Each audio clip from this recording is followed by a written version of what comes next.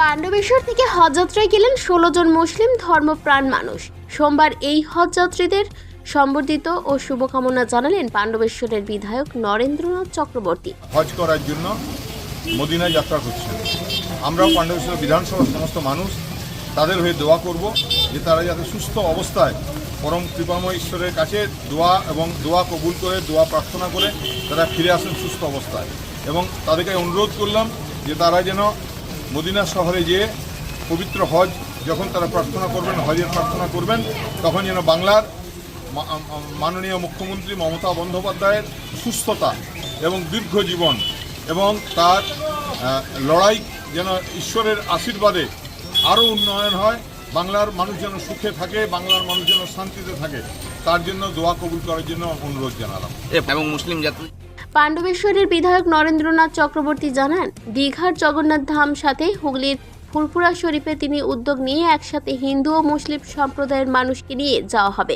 এটাই সংস্কৃতি বাংলা। আমাদের পাণ্ডবেশ্বরের মাটি শান্তির মাটি।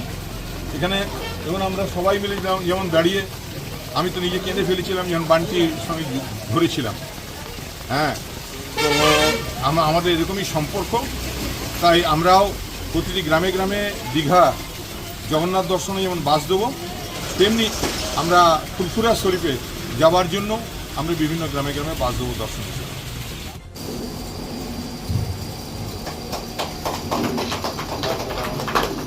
১৬ জন মুসলিম ধর্মপ্রাণ মানুষ সোমবার পাণ্ডবেশ্বর থেকে হজযাত্রার উদ্দেশ্যে রওনা দিলেন। শুভেচ্ছা জানাতে উপস্থিত ছিলেন আরও বিশিষ্টজনেরা।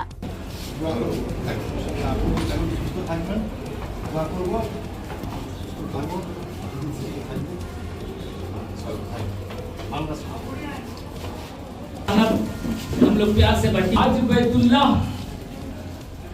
मुकम्मल करें।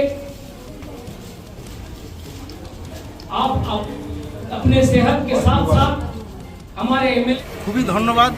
আমাদের বিধায়ক সব সময় আমাদের সঙ্গে থাকেন, কাছে থাকেন। আমাদের প্রিয় বিধায়ক আমাদের দাদা শ্রী নরেন্দ্রনাথ চক্রবর্তী মহাশয়ের জন্যে আমরা দোয়া করব, মক্কার মদিনাতে যেমনি আমাদের বাংলা সুস্থ থাকে, দিদি সুস্থ থাকে, আর প্রিয় দাদা আমাদের সুস্থ থাকে, আর আমরা সব সুস্থ থাকি। ঠিক আছে। আমাদের একটা ট্রলি ব্যাগ আর আপনার ফ্লাস জলের আর আপনার সল ফুল। পাণ্ডবেশ্বর থেকে অনুরাধা সেনগুপ্তের রিপোর্ট, খাঁটি খবর।